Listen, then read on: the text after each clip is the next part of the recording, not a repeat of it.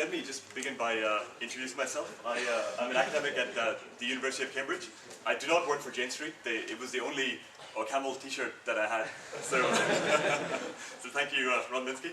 And the work here has been done in collaboration with Dr. I still cannot pronounce your name properly, Thomas Gazanoua. Close, no, Thomas. And also with my colleague Richard Mortier from Nottingham and two professors from Cambridge.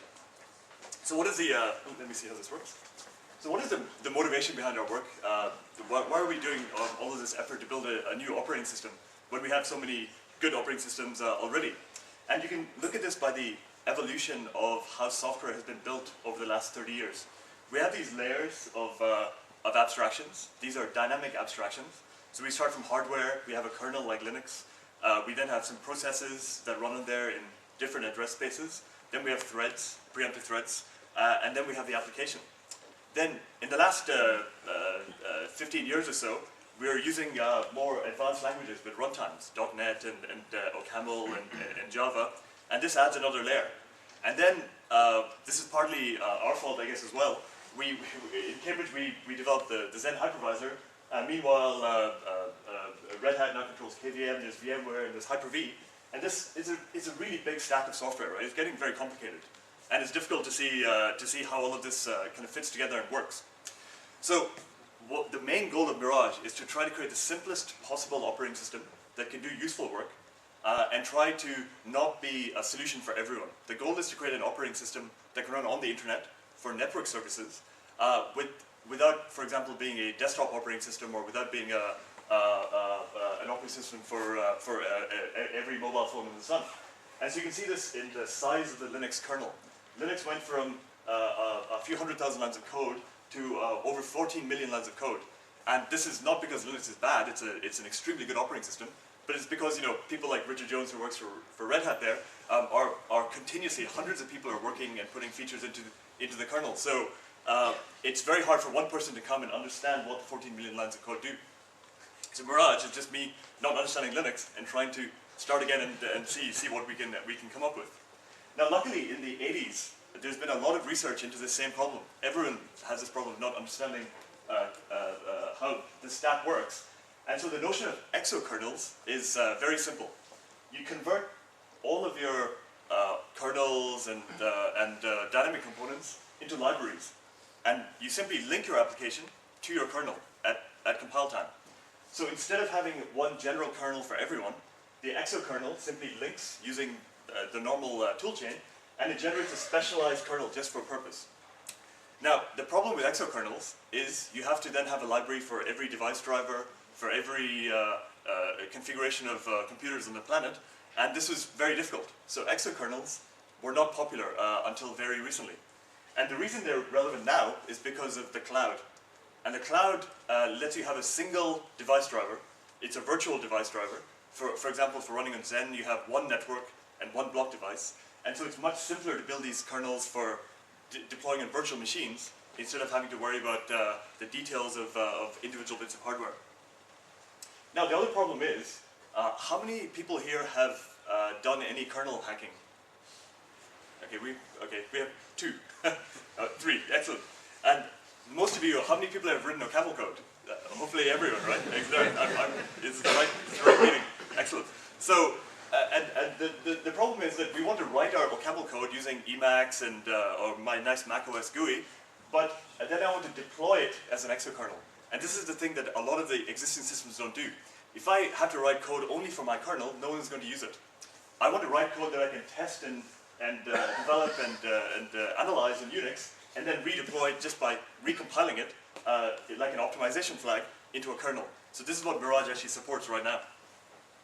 So the first thing we assume is that we have some kind of a hypervisor, and the hypervisors are extremely simple. Well, in theory. There's a bit more complicated. But what they do is they abstract hardware, so they give you virtual hardware like a disk or a network, and virtual CPUs. They give you some memory, and you can manipulate the memory yourself. And they give you virtual CPUs. There's no threads or anything. They just give you a CPU, and you can schedule that yourself. So once we have that, how difficult is it to build a simple hello world, like calculate some prime numbers? it turns out to be, should we, how do we move this? I'm not really fast, sorry. Oh, then we can, oh, it's fine, don't worry, just imagine there's a end. So, we tried this about 5 years ago, which is to take a program with no I/O except for the console, and how hard would it be to compile this for Xen to run OCaml opt output as a kernel? And so, with a very simple console tag that you can see up there, does this have a pointer? The red, the green button. Oh, the green button. That's not the off button, right? Excellent.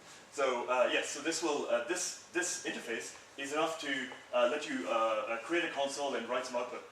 And so just compiling the output of a OCaml opt was very easy. It took maybe a couple of hours of work to take the object output from OCaml and compile it as a mini operating system.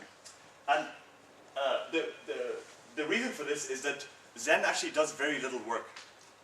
When you're running user space code, it just runs without ever seeing Xen. And the only time you have to talk to Xen is when you're modifying the hardware. And so this means that the majority of OCaml code just works because it's all user space instructions. And the kernel does not get in the way. And so in order to implement the basic operating system, there's a tiny mini operating system that we developed in Xen as a test. It's called a MirageOS. It's a small operating system.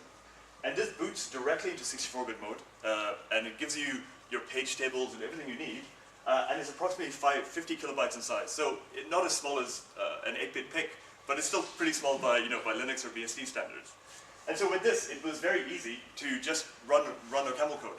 And the next kind of 4 or 5 years of effort as part-time is to figure out how do we build a programming model around this core. How do we do I/O? How do we expose all the other interfaces in a usable way, so that you guys who do not write kernel code can make use of this functionality. So the first thing we do is this is a specialized virtual machine. So if you run Linux right now, it has a support for dynamic linking, for running multiple applications, and in Mirage we remove all of this. So the reason we remove all this is because we have a single 64-bit address space. It only runs one OCaml program, and if you want 2 OCaml programs, you spawn 2 virtual machines. So this is the first thing we do, and we remove security features from Linux. For example, it does address-based randomization. It has all kinds of canaries and so on, designed to protect C code. But we're starting with the thesis that the OCaml runtime is quite secure, and so therefore we can just we can remove these features and specialize the memory in a very simple way. So this is your virtual memory layout. We simply have the OCaml runtime at the top of memory. We have all of our I/O in a special area, so it's not in the OCaml heap. And then we have the OCaml heap at the bottom of memory. And this is useful, so because we can, for each part of memory, we can say this is a layout that is unique to that type of memory. So when you have network packets, Ethernet packets coming in, they come in this area as separate pages. And so one of the extensions we did to OCaml was essentially like big array. It's to say that network pages come in as strings that are outside the heap. And so this means that if you're getting gigabytes of data coming through, it does not come in the heap. It just comes in separately and it's tracked as abstract objects. And so this makes it, as we'll see later, much easier to implement a lot of our protocols. We could copy them into OCaml as you do on Unix, but it slows things down a lot because you're copying data back and forth. So the goal is to have a zero-copy network stack at the same time. So also because we know a lot of details about OCaml's heap layout, right? And the first thing is that the minor heap is obviously very small. So we just have a tiny area. And the major heap only grows or shrinks. It doesn't have to have general purpose allocation. And so in x86, there's a number of really cool features. One of them is super pages, which let you map, instead of tiny 4 kilobyte pages, you map it as 4 megabyte pages. And so it was a very easy hack to say, instead of doing allocate 4K, 4K, 4K, 4K, just allocate them in big chunks and wire up the hardware directly. And this made so many things simpler. It means that every time you want to grow the heap, you do a single call instead of 4,000 calls.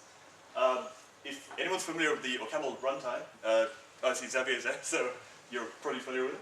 Then the is and heap check is, OCaml right now emulates in software a lot of the features that are provided by the hardware. It has its own page table implementation in the runtime, because normally it allocates portions of memory, and it has to keep track of what is OCaml memory and what is C memory. In this case, all of the OCaml memory is here, so it just simplifies things a lot. And a few interesting questions came up. The x86 programming manual is about this big. It has hundreds of instructions that we don't use normally. And things like how do you manually control the cache allocation of memory. So for example, when the garbage collector does a sweep, in theory we could avoid blowing our processor cache by setting the right registers. And also the one that we were debating over beer yesterday was, could we have a more cooperative GC? Instead of faulting into the garbage collector every allocation implicitly, the program could try to cooperate whenever it's running low on memory and maybe schedule garbage collection in a more reliable way, for example, using another core. So we can explore all of these ideas using Mirage quite easily now because we have very, very fine-grained control over all of our hardware, and we can run benchmarks. So I'd love to talk to people about these. In fact, this is very relevant to the multi-core discussion going on right now. So we're playing with some experiments on modifying the OCaml runtime that I'll talk about later. So just a really quick benchmark. This is Linux doing a string allocation, the green bar. And this is the same specialized Mirage.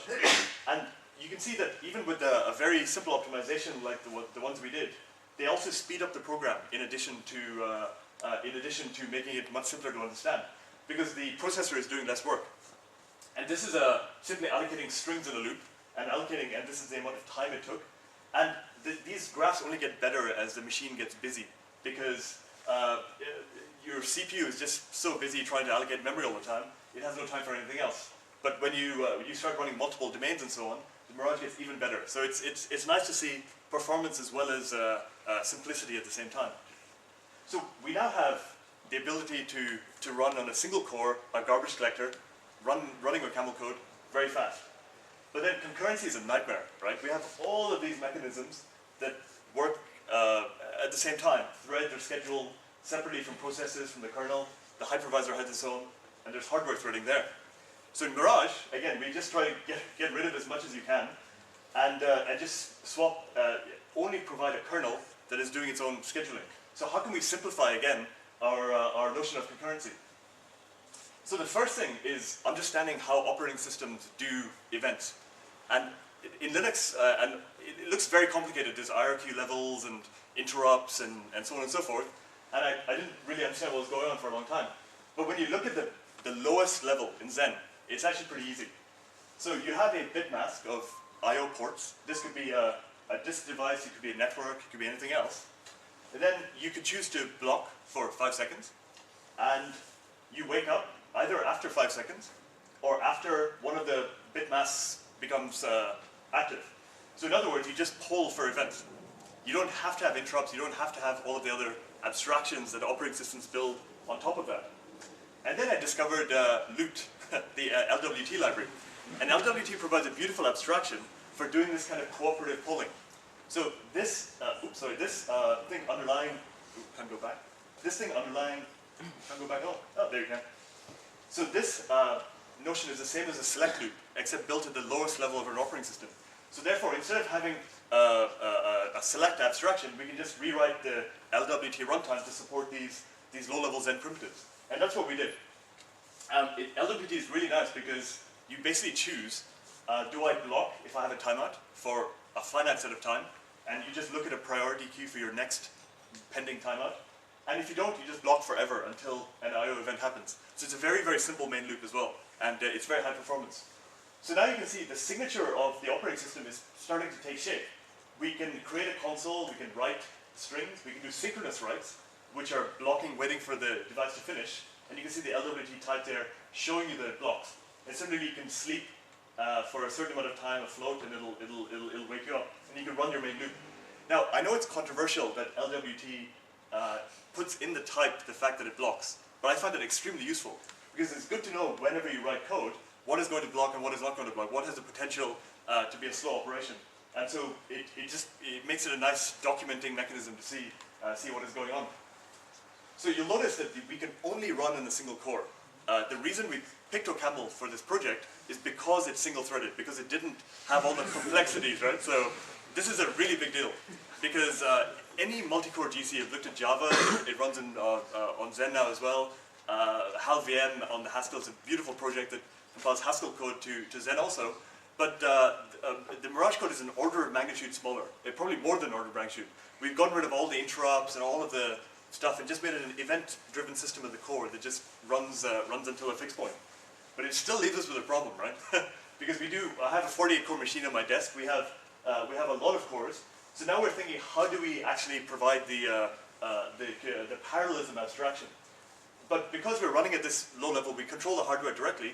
It's actually, we can analyze the effects of parallelism much more easily than if you're running Linux with its own scheduling at the same time.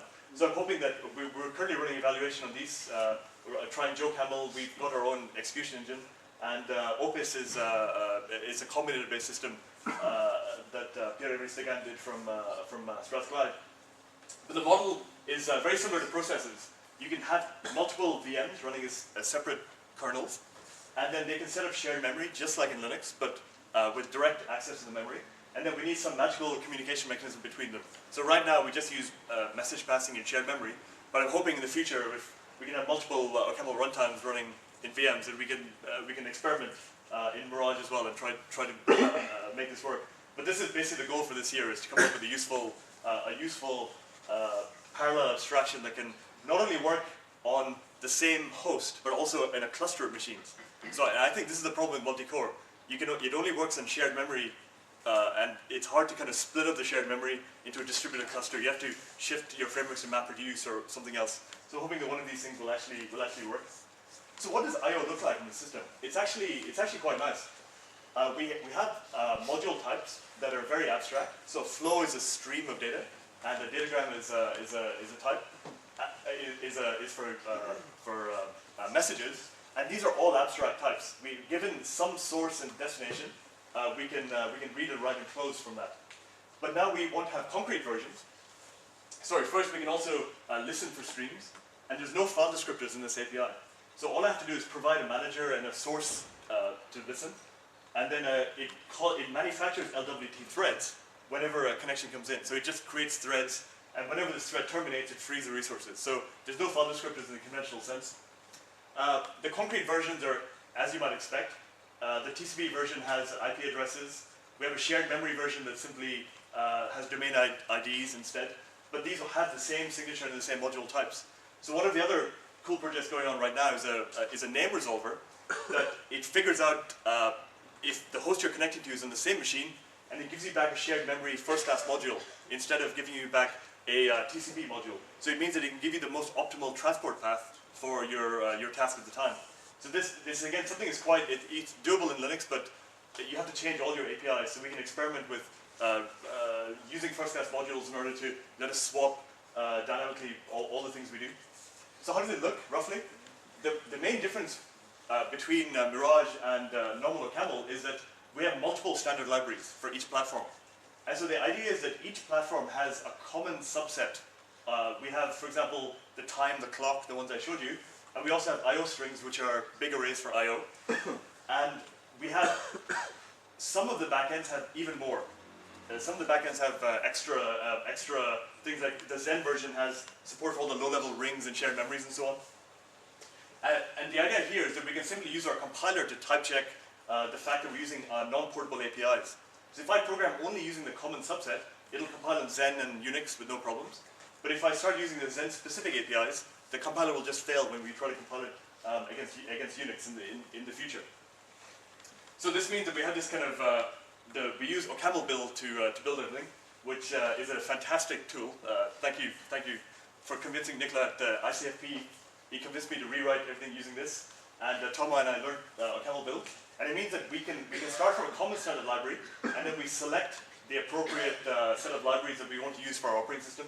So we have, for example, a Zen version, which has a full TCP stack written in OCaml. We have a Zen socket version, which uses the kernel socket APIs, and it just swaps out a version of the net library that only uses Unix sockets. But it hides all of these behind module interfaces. So if you just use the nice high-level APIs, it'll map directly. If you use the low-level APIs, it'll switch over with a type-checking failure because it doesn't have the right module. Now, it turns out that compilation is actually very straightforward. We have our standard libraries, and these are just CMX outputs in the end. We then combine in our application, which has more CMX files, all standard OCaml build. Then the output opt feature in OCaml opt is extremely useful because this means we can link it against our mini operating system, and at this point is the only point when it becomes Zen specific. So if I wanted to build a KVM version or VMware version, you just have to change these C libraries, and all of the toolchain remains unchanged. Interestingly, Toma has also got a JS server camel version where it can go from this bytecode object files and compile out to JavaScript as well, because it's quite portable. So it's really exciting to see that we can write source code now that can compile not only to microkernels, but potentially to PIX or to JavaScript on the client. OCaml looks like it could be the most portable way to write a lot of this source code. There's quite an intriguing set of possibilities to use combine these standard libraries in some mechanism to make this possible. So all the system is a bit useless without I/O. So we wrote a domain-specific language that can classify big array I/O from IP to TCP to all the low-level bit handling, and also construct the data afterwards. Now, unfortunately, you can't see it here, and I'm not going to go into detail, but we spent a bunch of time implementing everything from ARP to ICMP to IP, DHCP, TCP, HTTP, and DNS, SSH, all of the protocols you need in order to build a real kernel. It's been a lot of fun re-implementing protocols from scratch. A lot of them are half-finished and broken, but they work well enough to serve the website, for example. And so one of my goals for Mirage is to create a series of OCaml and Loot LWT libraries that just give you a nice documentation of common internet protocols to make that work. And performance is really good. In a number of cases, we can beat C servers in performance because it's all zero copy and so on and so forth. I've got graphs I can show you later on, but we had a paper in Eurosys that demonstrated that. This just shows the rough syntax in the DSL. It takes in all of the bit level layouts, and interestingly, it can not only parse, but it can also construct packets from the same. It's a bidirectional specification. So I can not only read a TCP packet, I can also construct a TCP packet in a type safe and a zero copy way using this domain-specific language. And let me see. So this has been a very quick overview of Mirage. I've got a bunch of demos that I can show you guys either tomorrow at the Hack Day. One of the things I want to do at the Hack Day is to compile Oxygen into a kernel to see if it works. It'd be kind of cool to have JavaScript and microkernels without any OS in between as a demo. And more generally, we're trying to figure out how do you build the biggest outstanding problem in Mirage right now is the garbage collector. If we want to get to 10 gigabits per second I/O, you cannot have a garbage collector. And so one of the most interesting projects right now is one called LinearML by Julien Verlier. I cannot pronounce his last name, but he's works up in Facebook now, and he's building a garbage collector-less ML, which is linearly typed. And so the idea is that we can simply transcribe our OCaml code into LinearML, and it will get rid of the garbage collector for all of the packet classification and so on. And we can still use OCaml for the general purpose control plane at the end. But our goal is to come up with a 10 gigabits per second, high performance, type safe set of network I/O, and also do file systems this way. File systems are traditionally done very separately from networks, but they're probably more important, right? So we've got implementations right now of ext2 is in an early form, and some new research file systems as well, written using Mirage. So I was really excited to, just by the sheer number of, I think OCaml is possibly one of the most portable languages out there right now. So we're really keen to try integrate some of these other standard languages into Mirage, just see how far we can push the portability angle. In particular, a lot of people have asked for KVM and VMware backends. So I don't know, if I can convince Richard to hack the KVM backend, that'd be awesome. But it's very easy to plug in these kind of backends to the whole thing. The thing we desperately should read right now is LLVM support, but not for performance. It's for interoperability, because we're doing a lot of analyses on the C code, and just having everything in the right IR format would be very, very convenient. So if anyone wants to intern and start a hacking project in LLVM, I'd be happy to work with someone on that to see how far we can go. And the other thing is whole OS optimization, because we have all of the OCaml files in one place for the whole OS. The possibilities for inlining and monomorphization and defunctorization result in a big performance improvement. There's no more dynamic interfaces. And so just by having a look at prototyping something like Milton's whole OS optimization, but for that we need to have LLVM, because it's It also includes C files, and they are compiled using LLVM at the moment. And the big problem right now is profiling. As soon as you go to OCaml, it's really hard to actually profile. gprof is not quite there yet in terms of quality with some of the C-based profiling tools. So I've been adding dtrace support and a few other things to the OCaml runtime, which well, I'll open a bug report for. But if everyone's interested in profiling problems, please do come have a chat. We can figure out something.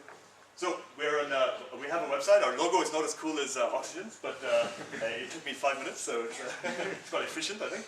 And we're at GitHub, sorry, Sylvain, but it's all hosted in open source. So if anyone wants to try it, we're going to try to do a release soon. It's taken a few years of work to get here, but it's very stable now, and it hosts a website.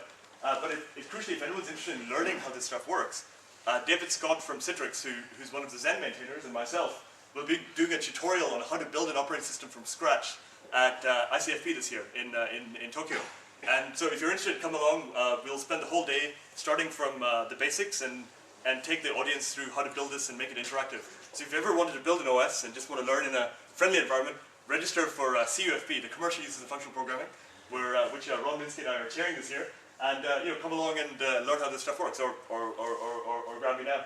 And generally, we're on usual social networks and IRC, so questions are welcome anytime.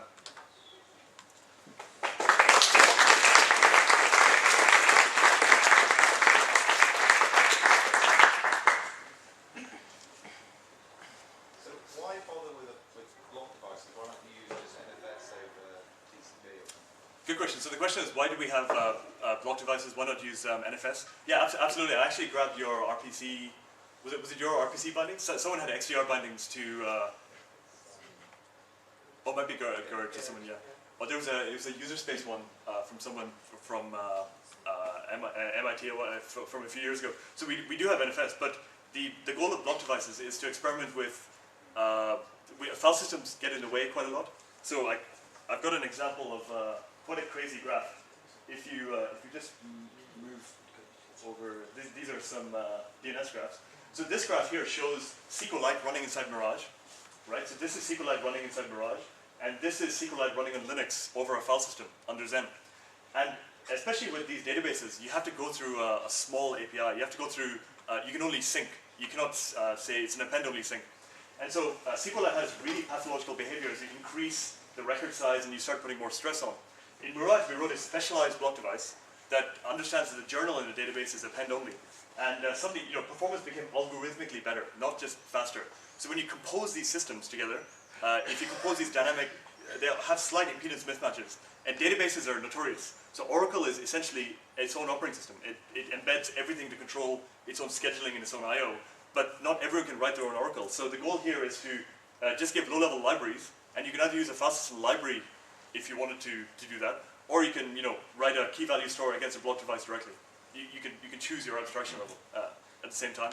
So one of the things we're doing at the moment is to rewrite SQLite and OCaml just to get rid of it's a lot of C code at the moment, right? But it's an interesting exercise in building a database in Mirage to see what benefits we can get. Sure. Can you run these on Amazon? Yes, in fact, if you go to the, I've actually got a little script. So I'm not really a Linux user now. Let me see. Is there a web browser here? that's not linked. I need JavaScript. I'm just kidding. So. Where is it?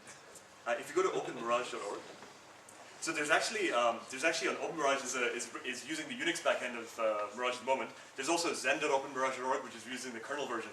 But the TCP. No network. Oh no, it's fine. But yeah, so there's a little script that converts these kernels into Amazon images and also into Zen Cloud Platform ones as well. So you can run on there. Amazon is it's a slightly older hypervisor. They don't update it very often. But yeah, so we actually turn off a lot of the special Zen optimizations over there. And the other problem, of course, is debugging it. So until the TCP stack is much more stable. Oh, there we go. So this is, so this will almost certainly not work. But oh no, this does work now. So you can actually run. We've got a little wiki on the homepage where it's got all the instructions for. You can't really read it here properly, but if I move this, oh no, it's a full screen window manager. But anyway, we've got all the instructions for how to set it up on EC2 and experiment with that stuff. So, but I must say, it's Amazon's good, but it's a very complex management stack they have. So, trying out Rackspace at the moment to see if something is better at the same time. But if anyone wants to try this stuff in Amazon, just get in touch. Right? I'll walk you through the process.